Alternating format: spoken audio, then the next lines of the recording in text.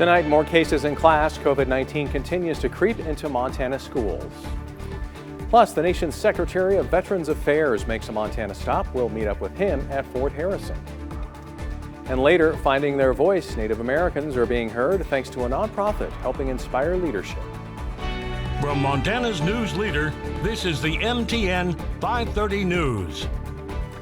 Good evening and thank you for joining us. I'm Tim McGonigal. Hallie Schwinnard is off tonight. The state of Montana is reporting 306 new coronavirus cases since Sunday. 36 of those are in Glacier County. The Blackfeet Reservation will begin its mandatory 2-week shutdown beginning just before midnight tonight. Also, state data showing Pend Oreille County reporting 8 new cases, and yesterday the Conrad schools announced that they would be switching to remote learning until October 12th due to an increase in COVID cases. A death in Yellowstone County has pushed Montana's total death toll to 175. The operator of the Crossroads Correctional Center in Shelby says 26 inmates at the prison have tested positive for COVID-19. According to a news release from prison operator Core Civic, the prison tested 196 inmates.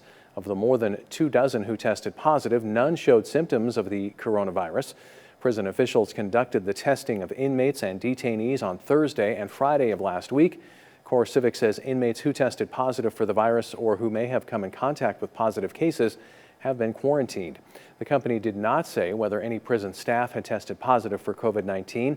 The 700-bed Crossroads Correctional Center is the state's only private prison. Well, Helena Public Schools leaders have confirmed their first COVID-19 cases of this school year. As of this afternoon, they reported 3 cases associated with students at Rossiter, Central, and Broadwater elementary schools, and 1 associated with a staff member at Rossiter. MTN's Jonathan Ambarian talked to district leaders about how they're handling these cases. Helena Public Schools Superintendent Tyler Ream says the district has been working closely with Lewis and Clark Public Health to investigate possible COVID-19 cases.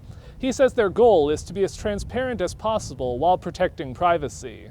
If a parent is saying, this is a positive associated with my child, confirmed by a health official or a health professional, then we consider that to be confirmation.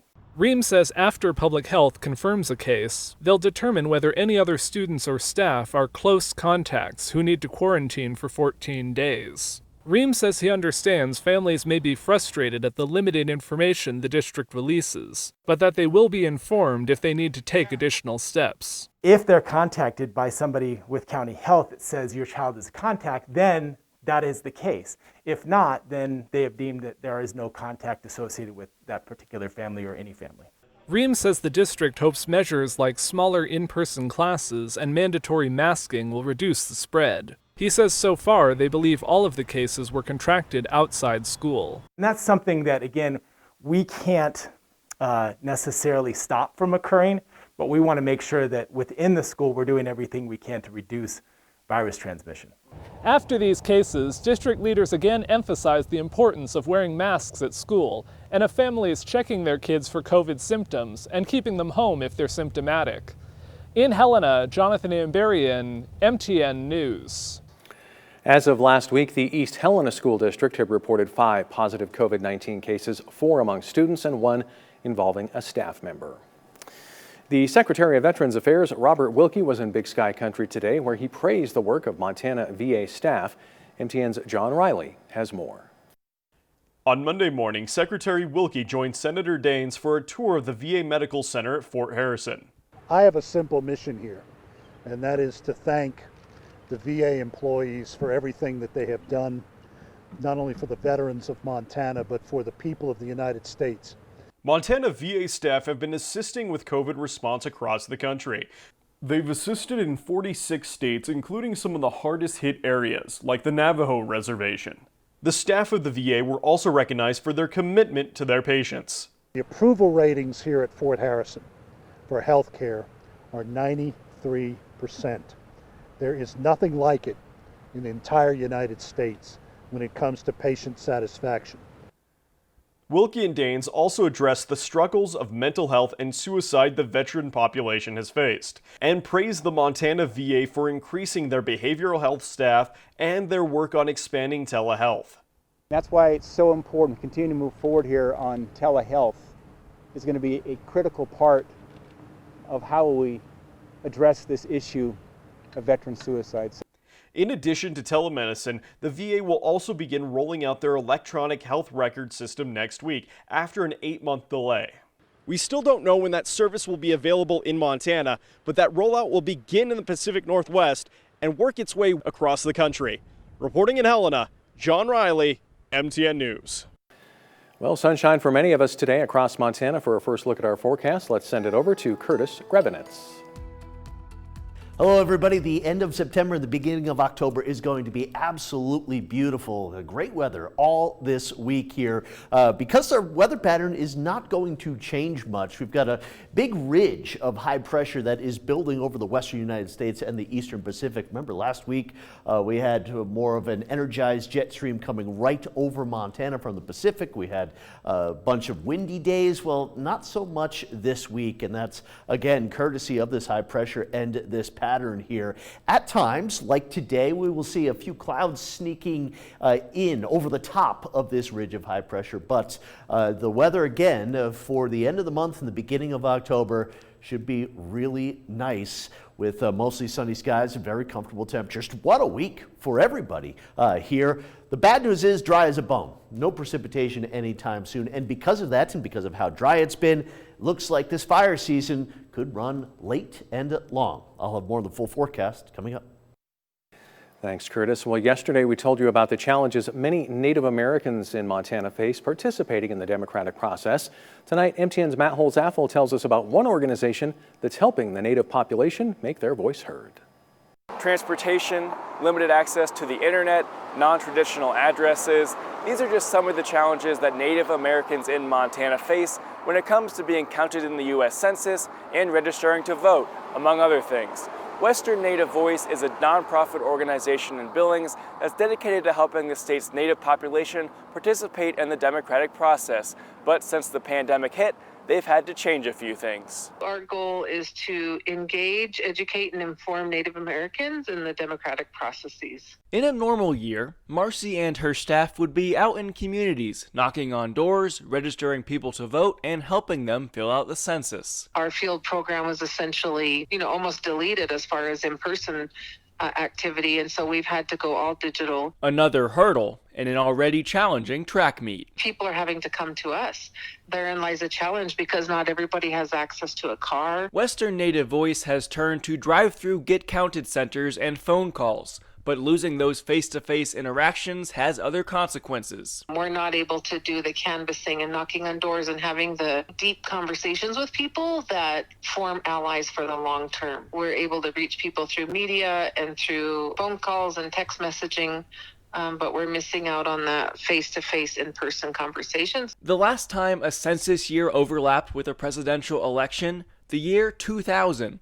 Add a pandemic on top of that. It has made our work really challenging because we're used to being on the ground in the communities, especially with an election. With 1 month until the census deadline and election day less than a week after that, the final push for Western Native Voice figures to be a strong one. Marcy says that she expects there will be a Get Counted Center, which rotate between the tribal nations, somewhere in the state every day until the end of October. In Great Falls, Matt Holzaffel, MTN News. When we come back, right place at the right time, how a roundabout route home helped save a life.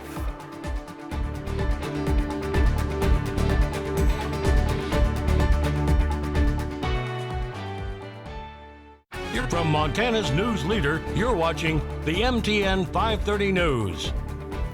Welcome back. A man is recovering tonight after a local woman and her mother-in-law likely saved his life. The man was having a medical emergency in the middle of the road. MTN's Colter Anstad tells us what the two women did and why they believe they were able to help. Driving home from a night on the town Sunday, Tina Raines and her daughter-in-law saw a flashing light coming from a cell phone when they got to the intersection of 5th Avenue North and 4th Street North. It was like a signal to us, and we were like, this is kind of weird. What they saw next was shocking. My daughter says, Ma, there's something in the road. And I said, oh, it looks like a tarp because it's direction work. Nope, it was a man. It was a man laying there having convulsions. He had 2 seizures back to back. Raines and her daughter-in-law say the man's family had been trying to find him for hours. 2 vehicles almost did not stop. Almost hit them.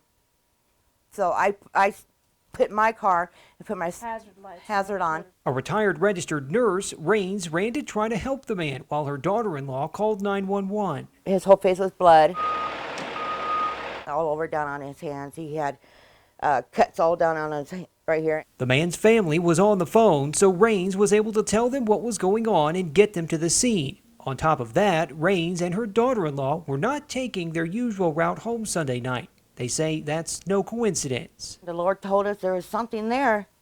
It's something there. Hey, click, click, and it sure clicked in our heads, and we felt it right here in our gut, and Sean was right there. In Great Falls, Colter Anstadt, MTN News.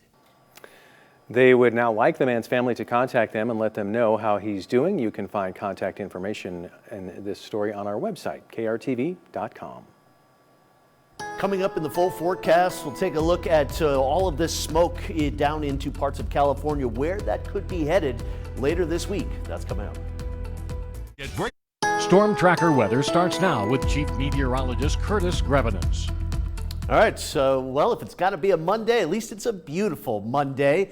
A live look at the Capitol, and we are room temperature outside with just a few high, thin cirrus clouds skirting across the sky, across a lot of big sky, looking at a real pretty scene here. Great Falls, 73 degrees, southwest winds up to about 31 miles per hour. There you can see the temperatures a little upside down. It's a bit warmer the farther north you go, and that's because of a little chinook that is happening here, seeing downsloping winds coming off of the Rocky Mountain front, and that's producing some warmer temperatures. 74 in Cut Bank, 75 up in the Havre area, and there's that wind, strongest right where we've got the warmest temperatures. Now, the wind will continue here through the overnight hours, especially across the northern part and the eastern part of the state. Tomorrow, a little wind shift, though, as a cool front drops down through the state, and that will set us up for slightly cooler temperatures on Wednesday. Notice not much in the way of wind unless you get out into far eastern Montana. Now, technically, we still have some active wildfires, although these fires have shown little to no growth here over the last week or even almost 2 weeks. But with a dry week ahead, we need to keep in mind that fire potential is still out there. Wet weather in the eastern part of the country, and that will be the pattern. Dry across most of the west and actually poor California. Red flag warnings, air quality issues. Their historic fire season continues. Once again, the technically active fires still burning in the state, although those fires are not growing. They're not really emitting much in the way of smoke, but those fires down in California are producing a lot of smoke, and with high pressure just to the north there, it's pushing a lot of that smoke out into the eastern Pacific. May have to watch out later this week if some of this smoke gets wrapped up around and could come up into Montana, but I think our air quality will be really good this entire week. No real issues like we had a few weeks ago, but with high pressure over the Pacific Northwest and the northern Rockies, we'll see a few little minor fronts dipping through with just a little cloud cover tomorrow. Then again, maybe Thursday into Friday, but hardly any precipitation. You kind of see how everything is going up and over the top of Montana and down into the eastern part of the country. It'll be dry and pleasant all the way into and through this weekend. For tonight, a little windy off of the Rocky Mountain fronts, not as cool as it was last night. Some areas down into the 40s to about 50, maybe the 30s into some of those normally cooler spots. And here's the forecast for tomorrow. A little cool front sliding into the state, but nothing cool about tomorrow. Cool like, yeah, it's a great day. Highs in the 70s to near 80 degrees. A little on the breezy side. Watch the fire danger. For Wednesday, all right, it's a little cooler, but still 60s to about 70 degrees. Not much in the way of complaints with that weather and mostly sunny skies. Thursday, a little cloud cover out there, but still looking at a decent amount of sunshine. Very comfortable temperatures. Not much in the way of wind. And all the way into Friday, the sunshine and the pleasant conditions continue. Here's the 7-day forecast for Helen, and there you can see the numbers over the next several days. Staying in the 70s, maybe a little fluctuation from the upper 70s to the lower 70s this weekend, and next week could be warm, and again, because it's been so dry, watch that fire danger, especially Sunday and Monday as the wind increases. Still to come, the awe-inspiring plays that made us do a double take. Our weekly MTN Game Changers coming up after the break.